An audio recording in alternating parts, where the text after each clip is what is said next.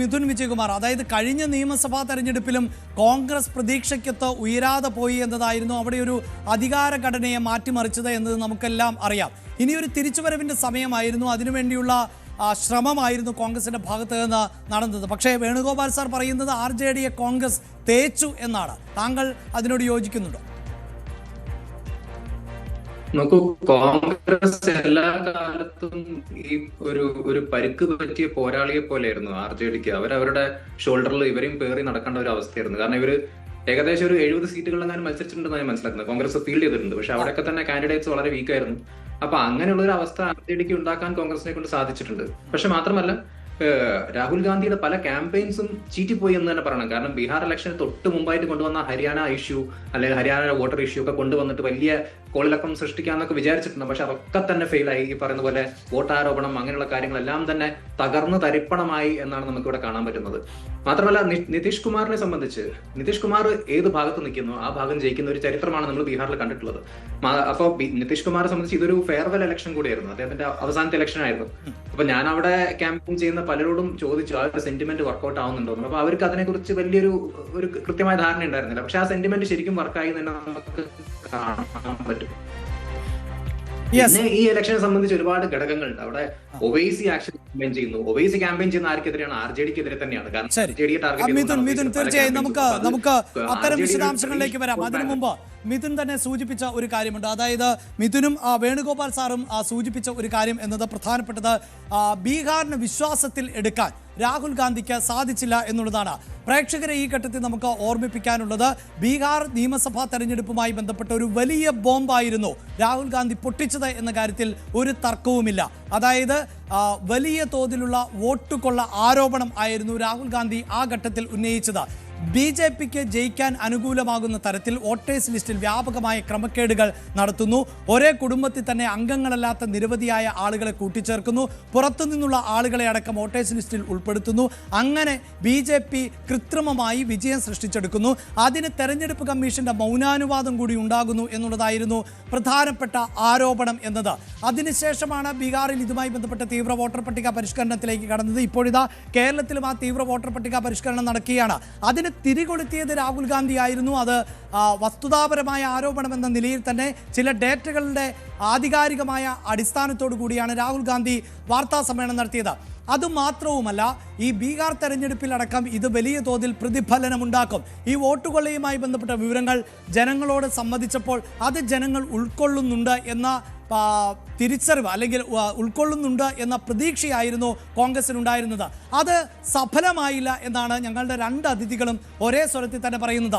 ഇനി നമുക്ക് ഇവരുടെ പ്രതികരണം എത്രത്തോളം വിലപ്പെട്ടതാണ്, അല്ലെങ്കിൽ ആ പ്രതികരണത്തോട് മാജിക് വാൾ യോജിക്കുന്നുണ്ടോ എന്ന് കൂടി നോക്കാം. അതായത് 2020 നിയമസഭാ തെരഞ്ഞെടുപ്പ്, 2025 നിയമസഭാ തെരഞ്ഞെടുപ്പ്, ഈ തെരഞ്ഞെടുപ്പുകളുടെ ഡേറ്റയാണ് നമുക്ക് ഈ മാജിക് വാളിൽ കാണാൻ സാധിക്കുന്നത്. അവിടെ നമ്മൾ ബീഹാർ തെരഞ്ഞെടുപ്പിലേക്ക് പോകുമ്പോൾ പ്രധാനപ്പെട്ട സ്വാധീന ഘടകങ്ങളാണ് ഈ കാണുന്നത്. അതിൽ പല സ്വാധീന ഘടകങ്ങളുണ്ട്. റൂറൽ മേഖല എങ്ങനെ പ്രതികരിച്ചു, അർബൻ മേഖല എങ്ങനെ പ്രതികരിച്ചു, ഫേസ് 1ഉം ഫേസ് 2ഉം ആർക്ക് അനുകൂലമായിരുന്നു എന്നതുൾപ്പെടെയുള്ള ഡേറ്റകളാണ് നമ്മൾ പങ്കുവയ്ക്കാൻ പോകുന്നത്. ഇതിലിപ്പോൾ ഈ ചർച്ചയുടെ ഭാഗമായി രണ്ട് അതിഥികളും സൂചിപ്പിച്ച ഒന്ന് രാഹുലിൻ്റെ യാത്ര എന്നുള്ളതാണ്. അതായത് രാഹുൽ ഗാന്ധി ഈ വോട്ടുകൊള്ളയുമായി ബന്ധപ്പെട്ട വിവരങ്ങൾ ബീഹാറിലെ ജനതയെ ബോധിപ്പിക്കുന്നതിന് വേണ്ടി ബീഹാറിൽ ഒരു യാത്ര നടത്തിയിരുന്നു. ആ യാത്ര ഏത് തരത്തിലാണ് ബീഹാറിലെ വോട്ടർമാരെ സ്വാധീനിച്ചത് എന്നതിൻ്റെ ഡേറ്റയാണ് നമ്മൾ പരിശോധിക്കുന്നത്. അതായത് രാഹുൽ ഗാന്ധി നടത്തിയ യാത്രയുടെ സ്വാധീനം എന്നത് 183 മണ്ഡലങ്ങളിൽ, അതായത് 243 നിയമസഭാ സീറ്റുകളുള്ള ബീഹാറിലെ 183 മണ്ഡലങ്ങളിൽ ഈ യാത്ര സ്വാധീനം ചെലുത്തുമായിരുന്നു എന്നുള്ളതാണ് വസ്തുത. അതായത് വോട്ടുകൊള്ള നടക്കുന്നു, തെറ്റായ രീതിയിലാണ് വോട്ടർ പട്ടിക ക്രമീകരിച്ചത് എന്നതുൾപ്പെടെയുള്ള കാര്യങ്ങൾ ധരിപ്പിച്ചുകൊണ്ട് രാഹുൽ ഗാന്ധി നടത്തിയ യാത്രയുടെ ഇമ്പാക്റ്റ് 183 നിയമസഭാ സീറ്റുകളിൽ പ്രകടമാകേണ്ടതായിരുന്നു. അവിടെ എന്താണ് സംഭവിച്ചത്? ആ 183 നിയമസഭാ സീറ്റുകളിൽ 155 വിജയിക്കാൻ സാധിച്ചത് NDAക്കാണ്.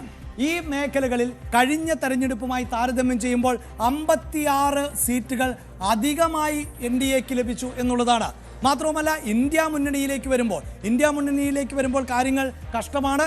കാരണം നേരത്തെ വിജയകുമാർ സാറും മിഥുനും സൂചിപ്പിച്ചതുപോലെ തന്നെ ഇന്ത്യ മുന്നണിക്ക് 25 സീറ്റുകൾ മാത്രമാണ് ഈ പ്രദേശത്ത് കൂടി നേടാൻ സാധിച്ചത് എന്ന് മാത്രവുമല്ല കയ്യിലുണ്ടായിരുന്ന 55 സീറ്റുകൾ നഷ്ടമാവുകയും ചെയ്തു. അതിൽ നിന്ന് മനസ്സിലാക്കാൻ സാധിക്കുന്നത് നേരത്തെ സൂചിപ്പിച്ചതുപോലെ തന്നെ രാഹുൽ ഗാന്ധിയുടെ ഈ യാത്ര ഒരു തരത്തിലുമുള്ള സ്വാധീനവും ചെലുത്തിയില്ല എന്ന് തന്നെയാണ് നമുക്ക് വളരെ പ്രകടമായി തന്നെ മനസ്സിലാക്കാൻ സാധിക്കുന്നത്. ഇനി അതിൻ്റെ വിശദാംശങ്ങളിലേക്ക് പോയാൽ തന്നെ ഈ യാത്ര കടന്നുപോയ ഇടങ്ങളിൽ ഉൾപ്പെടെയുള്ള മറ്റ് ഡേറ്റകൾ പരിശോധിക്കുമ്പോഴും അവിടെ RJD ഉൾപ്പെടെയുള്ള പാർട്ടി, അതോടൊപ്പം തന്നെ BJP ഉൾപ്പെടെയുള്ള പാർട്ടികൾ ആണ് മേൽക്കൈ നേടിയത് എന്നത് മാത്രമല്ല ഇന്ത്യ സഖ്യത്തിന് അവരുടെ സീറ്റുകൾ നഷ്ടമാവുകയും ചെയ്തു. അപ്പോൾ രാകേഷ്, ഇവർ പറയുന്ന പ്രതികരണം ഒരു പരിധിവരെ നമുക്ക് മുഖവിലക്കെടുക്കാമല്ലോ. അതായത് ഈ രാഹുലിൻ്റെ പ്രസ്താവനകളും അവകാശവാദങ്ങളുമൊന്നും ബീഹാറിലെ ജനങ്ങൾക്ക് മനസ്സിലാകാതെ പോയോ? ഈ വോട്ട് കൊള്ള എന്നതൊക്കെ എന്ത് എന്നതുപോലും അവർക്ക് തിരിഞ്ഞില്ല എന്നാണോ മനസ്സിലാക്കേണ്ടത്? അതെ അഭിലാഷ്, കാരണം രാഹുൽ ഗാന്ധി ഈ തെരഞ്ഞെടുപ്പിന് മുൻപാണ് ഒരുപക്ഷെ ഒരു സംസ്ഥാനത്തും ഇത്രമേൽ രാഹുൽ ഗാന്ധി ഇടപെട്ട ഒരു സംസ്ഥാനമില്ല. പ്രത്യേകിച്ച് സാധാരണഗതിയിൽ നമുക്കൊക്കെ മുൻപ് അറിയാം, മറ്റു സംസ്ഥാനങ്ങളിലൊന്നും തന്നെ വലിയ തോതിൽ പ്രചാരണ പരിപാടികൾക്ക് രാഹുൽ പോയിട്ടില്ല. പക്ഷേ ഇത്തവണ അങ്ങനെയായിരുന്നില്ല. അവസാന ഘട്ടത്തിൽ ചില വിമർശനങ്ങളൊക്കെ ഉയർന്നെങ്കിൽ പോലും ബീഹാറിൽ തെരഞ്ഞെടുപ്പിന് തൊട്ടു മുമ്പാണ് രാഹുൽ ഗാന്ധി തെരഞ്ഞെടുപ്പ് കമ്മീഷനെതിരെ BJPക്കെതിരെ വലിയ ആരോപണം, വോട്ടുകൊള്ള ആരോപണം ഉന്നയിക്കുന്നത്. അതിനുശേഷമാണ് ഈ SIRനെതിരെയൊക്കെ തന്നെ അദ്ദേഹം ബീഹാറിൽ വലിയ യാത്ര നടത്തുന്നത്. ഏതാണ്ട് 1300 കിലോമീറ്റർ ഈ യാത്ര ബീഹാറിലൂടെ സഞ്ചരിച്ചു. നമ്മൾ മാജിക് വാളിലും ആ മണ്ഡലങ്ങൾ ഏതൊക്കെയെന്ന് കണ്ടതാണ്. പക്ഷേ ആ യാത്ര ഒരു തരത്തിലും ഇമ്പാക്റ്റ് ഉണ്ടാക്കിയിട്ടില്ല എന്ന് വേണം കാര്യങ്ങൾ സൂചിപ്പിക്കുന്നത്. കാരണം വോട്ടുകൊള്ള ആരോപണം വലിയ തോതിൽ ബീഹാറിൽ ചർച്ചയായിട്ടില്ല എന്ന് മാത്രമല്ല, ഏറ്റവും കൂടുതൽ വോട്ടുകൾ നഷ്ടപ്പെട്ട മേഖല എന്ന് പറയുന്നത് സീമാഞ്ചൽ മേഖലയാണ്. പ്രത്യേകിച്ച് കഠിയാർ അടക്കമുള്ള ജില്ലകളിലാണ് ഏറ്റവും കൂടുതൽ, കിഷൻഗഞ്ച് അടക്കമുള്ള ജില്ലകളിലാണ് ഏറ്റവും കൂടുതൽ വോട്ടുകൾ കൂട്ടത്തോടെ ഒഴിവാക്കപ്പെട്ടത്. പക്ഷേ ആ മേഖലയിൽ പോലും വലിയ മുന്നേറ്റം ഇന്ത്യ സഖ്യത്തിന് നടത്താൻ കഴിഞ്ഞില്ല എന്ന് പറയുമ്പോൾ സ്വാഭാവികമായും രാഹുൽ ഗാന്ധി ഉയർത്തിയ കാര്യങ്ങൾക്ക് ബീഹാറിൽ വലിയ തോതിൽ സ്വാധീനം ചെലുത്താൻ കഴിഞ്ഞില്ല എന്ന് തന്നെ പറയേണ്ടി വരും. അവിടെയാണ് ജനങ്ങളെ അല്ലെങ്കിൽ അവർക്ക് നേരിട്ട് കൈകളിൽ ക്ഷേമ പ്രവർത്തനങ്ങൾ എത്തുന്ന BJPയുടെ അല്ലെങ്കിൽ NDAയുടെ പദ്ധതിക്ക് ജനം കൈയടിച്ചത്. അതുകൊണ്ട് തന്നെയാണ് ചരിത്രത്തിൽ 2010 താരതമ്യം ചെയ്യുമ്പോൾ അതിനോട് ചേർന്ന് നിൽക്കുന്ന ഒരു പ്രകടനത്തിലേക്ക് ഇപ്പോൾ NDA ഇതാ സ്ക്രീനിൽ നമുക്ക് കാണാൻ സാധിക്കുന്നുണ്ട് കേട്ടോ. 10 സീറ്റുകളിൽ ഇപ്പോൾ BJP വിജയിച്ചു കഴിഞ്ഞിരിക്കുന്നു. അതായത് 201 എന്നതാണ് ഇപ്പോൾ BJPയുടെ നില എങ്കിൽ അതിൽ 10 സീറ്റുകളിൽ ആധികാരികമായി വിജയം പ്രഖ്യാപിച്ചു കഴിഞ്ഞിരിക്കുന്നു. 10 സീറ്റുകളിൽ BJP വിജയിച്ചിരിക്കുന്നു. മറ്റ് 191 സീറ്റുകളിൽ ഇപ്പോൾ BJP മുന്നിട്ട് നിൽക്കുകയാണ്. ഏറ്റവും പുതിയ വിശദാംശങ്ങൾ പ്രേക്ഷകരുമായി പങ്കുവയ്ക്കുമ്പോൾ ഇതാണ് സൂചിപ്പിക്കാനുള്ളത്. തെരഞ്ഞെടുപ്പ് ഫലം ഔദ്യോഗികമായി തന്നെ പ്രഖ്യാപിച്ചു കഴിഞ്ഞിരിക്കുകയാണ്. 10 സീറ്റുകളിൽ ഇപ്പോൾ BJP വിജയിക്കുമ്പോൾ മഹാഗഡ്ബന്ധനിൽ ഏതെങ്കിലും ഒരു സ്ഥാനാർത്ഥി വിജയിച്ചതായി ഔദ്യോഗികമായി പ്രഖ്യാപനം ഉണ്ടായിട്ടില്ല. 10 സീറ്റുകളിൽ ആണ് ഔദ്യോഗികമായ പ്രഖ്യാപനം ഉണ്ടായത്. 191 സീറ്റുകളിൽ NDA സഖ്യം മുന്നിട്ട് നിൽക്കുന്നു. 10 സീറ്റുകളിൽ ഇപ്പോൾ NDA സഖ്യത്തിന്റെ സ്ഥാനാർത്ഥികൾക്ക് വിജയക്കൊടി പാറിക്കാനും സാധിച്ചിരിക്കുന്നു എന്നുള്ളതാണ് ഏറ്റവും പുതിയ വിവരമായി ചേർക്കാനുള്ളത്. ഒപ്പം ഫോർവേഡ് ബ്ലോക്ക് നേതാവ് ശ്രീ G. ദേവരാജൻ കൂടി ചേരുകയാണ് നമ്മുടെ ചർച്ചയെ. ശ്രീ ദേവരാജൻ, ഇവിടെ എന്താണ് സംഭവിച്ചത്? അതായത് മഹാഗഡ്ബന്ധൻ എക്സിറ്റ് പോൾ ഫലങ്ങൾ വരുമ്പോൾ പോലും അത് വിശ്വാസത്തിലെടുത്തിരുന്നില്ല. അത്രയും വലിയ തോൽവിയൊന്നും സംഭവിക്കാൻ പോകുന്നില്ല എന്ന് പൊതുവെ മഹാഗഡ്ബന്ധൻ പ്രതീക്ഷിച്ചതാണ്. പക്ഷേ ഈ തോൽവി എന്നല്ലല്ലോ പറയേണ്ടത്, ഒരു തരം അടിയറവ് പറയൽ എന്ന് വേണമെങ്കിൽ പറയാം. കോൺഗ്രസ് ഒന്നും ചിത്രത്തിലേ ഇല്ലാതെ പോവുകയാണല്ലോ ശ്രീ ദേവരാജൻ. ശരിയാണ്. കാരണം ഇത്രയും വലിയ ഒരു തോൽവി മഹാഗഡ്ബന്ധൻ ബീഹാറിൽ പ്രതീക്ഷിച്ചിരുന്നതല്ല. നിരവധി കാരണങ്ങളുണ്ട് അതിന്. നമ്മൾ അതിന്റെ വിശദാംശങ്ങളിലേക്ക് ഇപ്പൊ കിടക്കണമെന്നുണ്ടെങ്കിൽ ഈ പറഞ്ഞതുപോലെ വിവിധ മേഖലകൾ തിരിച്ചുള്ള ഒരു അനാലിസിസിന്റെ ആവശ്യമുണ്ട്.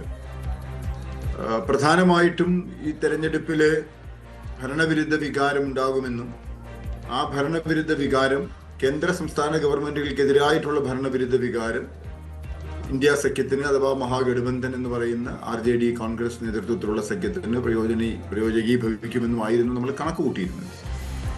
പക്ഷേ തെരഞ്ഞെടുപ്പ് പ്രഖ്യാപിക്കുന്നതിന് തൊട്ടു മുമ്പ് ശ്രീ നിതീഷ് കുമാറും അതുപോലെ തന്നെ പ്രധാനമന്ത്രിയും ഒക്കെ നടത്തിയ ചില പ്രഖ്യാപനങ്ങൾ അത് ഗ്രാമീണ ബീഹാറിനെ വല്ലാതെ സ്വാധീനിച്ചിട്ടുണ്ട്. അത് നിസ്സാര കാര്യമല്ല. അത് ഈ സ്ത്രീകൾക്ക് അതുപോലെ തന്നെ പഠിക്കുന്ന കുട്ടികൾക്കുള്ള സൈക്കിൾ വിതരണം തുടങ്ങി ജോലിയില്ലാത്ത ചെറുപ്പക്കാർക്ക് നൽകുന്ന സാമ്പത്തിക സഹായം വരെയുള്ള ആ ഡയറക്റ്റ് ക്യാഷ് ട്രാൻസ്ഫർ അതൊരു വലിയ സ്വാധീനം ഗ്രാമീണ ബീഹാറിൽ ചെലുത്തിയിട്ടുണ്ട്. അതായത് ഈ തെരഞ്ഞെടുപ്പിൽ ഈ 10,000 രൂപ എന്നതൊരു വോട്ട് കിറ്റായി മാറി എന്നാണോ താങ്കൾ പറയുന്നത്? വോട്ട് കിറ്റ് എന്ന് പറഞ്ഞാൽ അതൊരു വലിയ സ്വാധീനം ചെലുത്തിയ ഘടകം തന്നെയാണ്. നമ്മൾ ഈ അവിടെ ചെന്നിട്ട് ഉൾപ്രദേശങ്ങളിലുള്ള സ്ത്രീകളോടൊക്കെ ചോദിക്കുമ്പോൾ തന്നെ അവരുടെ ഒരു വലിയ ആശങ്ക, ഈ പൈസ ഇപ്പോൾ ഞങ്ങൾക്ക് കിട്ടി, ഇത് ഞങ്ങൾക്ക് തുടർന്ന് കിട്ടണമെന്നുണ്ടെങ്കിൽ ഈ ഗവൺമെന്റ് തന്നെ അധികാരത്തിൽ വരുന്നതല്ലേ നല്ലത് എന്നവർ ചിന്തിക്കുന്നു. ബീഹാർ പോലെ ഒരു സംസ്ഥാനത്ത് സ്ത്രീകൾക്ക് ചെറിയ ജോലി ചെയ്യുന്നതിന് 1 ലക്ഷം രൂപ പലിശയില്ലാതെ നൽകുന്നു. പ്രതിമാസം 10,000 രൂപ വീതം അവർക്ക് അവരുടെ അക്കൗണ്ടിലേക്ക് കുടുംബത്തിലേക്ക് എത്തുന്നു. ഇത് നിസ്സാരമല്ല. ബീഹാർ പോലെ ഒരു സംസ്ഥാനത്ത് നിസ്സാര കാര്യമല്ല. അല്ല, അത് ശരി. പക്ഷെ അപ്പോഴും നേരത്തെ സംസാരിച്ച 2 അതിഥികളും പറഞ്ഞത് ബീഹാറിൽ അഡ്രസ്സ് ചെയ്യേണ്ട വിഷയങ്ങളെ അല്ല പ്രതിപക്ഷം അഡ്രസ്സ് ചെയ്തത്. പ്രതിപക്ഷമെന്ന് പരത്തി പറഞ്ഞില്ല അവർ. കൃത്യമായി പറഞ്ഞാൽ രാഹുൽ ഗാന്ധിക്ക് ദിശ തെറ്റിപ്പോയി. അതായത് ബീഹാർ പോലെയുള്ള ഒരു സംസ്ഥാനത്ത് ചർച്ച ചെയ്യപ്പെടേണ്ട രാഷ്ട്രീയമല്ല ചർച്ച ചെയ്തത്, പ്രതിപക്ഷം സംസാരിക്കേണ്ട ഭാഷയായിരുന്നില്ല എന്നുള്ളതാണ് അവരുടെ അഭിപ്രായം. അതിൽ താങ്കളുടെ പ്രതികരണം ഞാൻ വളരെ പെട്ടെന്ന് എടുക്കാം.